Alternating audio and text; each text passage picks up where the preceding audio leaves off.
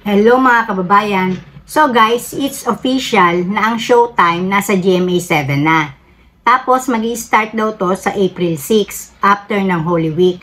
So guys, na-confirm na kasi nga present na ng GMA 7 ang it's showtime. Tapos nakita naman natin doon, nandoon ng mga big bosses ng GMA 7. Ganon din ang mga big bosses ng ABS-CBN.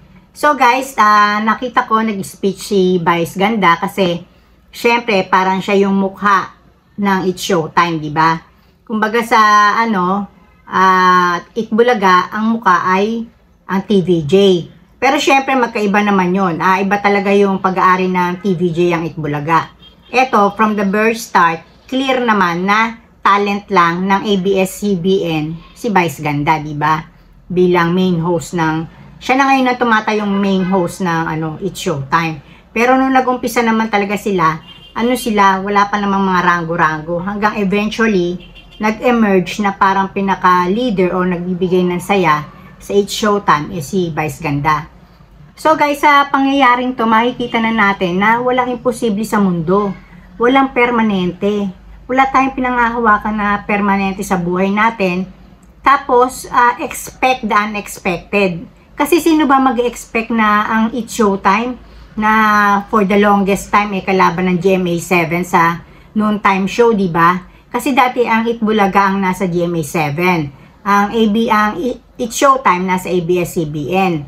Tapos kahit na nga nawala ang franchise ng ABS-CBN, nakapag-manage ang mga bosses ng ABS-CBN na ang It's Showtime maitawid pa rin sa noontime show na naging noontime show sila ng TV5, 'di ba? Tapos nung nag-end yung contract, pumalit yung Tito Vic and Joey. Tapos sa GTV. Pero kasi ang It's Showtime guys, ayaw pumayag na hindi sila pang 12 noon hanggang 2 PM. Kumbaga ayaw nila na may iba pa yung time nila. Parang nanindigan na sila na noontime show sila from 12 noon pwedeng mapaaga siguro doon ng mga ilang minutes, 11:30 or what. Pero lagi nilang target ang noontime.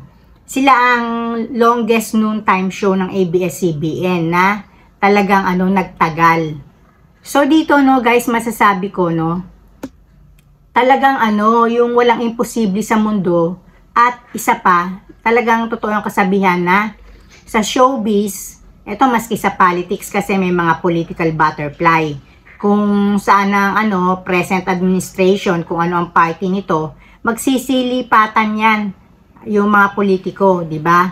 So, kumbaga man, dito pinatutunayan sa showbiz at saka sa politika, no permanent friends at saka no permanent enemies. At saka isa pang maituturo ko sa inyo guys, ang tao, hindi siya against sa'yo. People are not against you. They are for themselves. Ibig kong sabihin ganito. Dati, tinatarget ng nung ang Itbulaga, nasa GMA 7, syempre Itbulaga kakampi nila. Pero syempre, alam naman natin na history, nag-part ways ang tape at saka ang Tito Vic and Joey. Tapos hanggang sa nagkaroon ng noontime show na tahanang pinakamasaya na 9 months lang nagtagal sa ere. Dahil di kumikita, gaano man katagal ang tape dun sa GMA 7, ay hindi na napagbigyan na matapos hanggang 2024 ng December ang contract nila. So dito makikita na, businessman talaga ang GMA 7, na-end contract. Tapos kaya ako sinasabing they are not against you. People are not against you, they are for themselves. Ibig ko sabihin ganito. Kagaya ng It's Showtime, di ba? Dati kalaban nila yan. Gusto nila na talagang matalo. Pero, nung nawala na ang TVJ at napunta na sa TV5 at parang pinalalakas na ng TVJ ang programming ng TV5, syempre na-alerto sila. Yung dating kakampi nila TVJ, parang nagiging kakompetensya ng GMA 7, di ba? Tapos, etong kakompetensya nila, hindi nga sila against dun Sila ang tao para sa personal na interest kung saan sila magbe-benefit. So, etong It's Showtime, kesa magpalipat-lipat at sa tingin naman nila nakakalaban sa ratings sa Itbulaga, bakit hindi na lang i-absorb? Kesa maging kalaban mo pa na hindi mo naman kayang patumbahin dahil sa naranasan sa tahanang pinakamasaya na naligwak sa ere, bakit hindi na lang gawing kakampi? So, syempre siguro, dahil ang It's Showtime nasa GTV na pag-aari rin ng GMA7, madaling mag-send ng feelers na bakit hindi na lang nyo ilagay ang It's Showtime sa GMA7 para makalaban sa Itbulaga, di ba?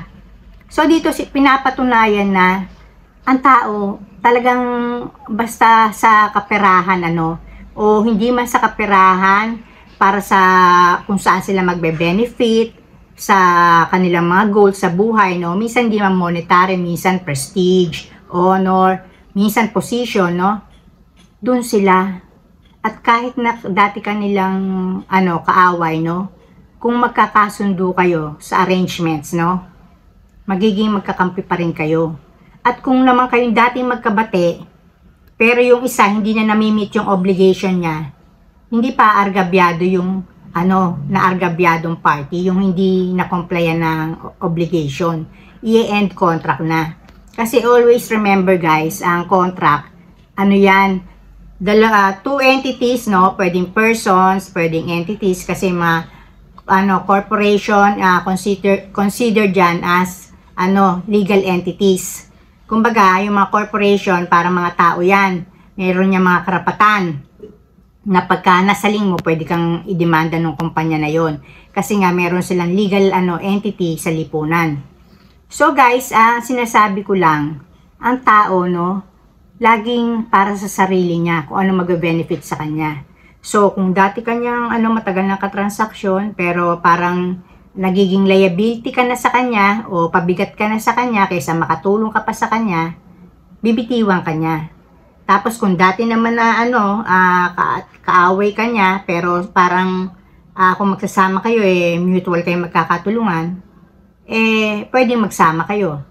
So, dito, ang makikinabang guys, ay ang mga mamayan na manonood. Kasi, magtatagisan na tong mga shows na to para kung sino ang maging mag-gain ng dominance sa noontime. At hindi lang sa noontime, pwedeng pati yung mga kasunod na shows ng mga na to, network, mapapalakas ng mga noontime na to kasi parang may stock na dun yung channel ng mga tao.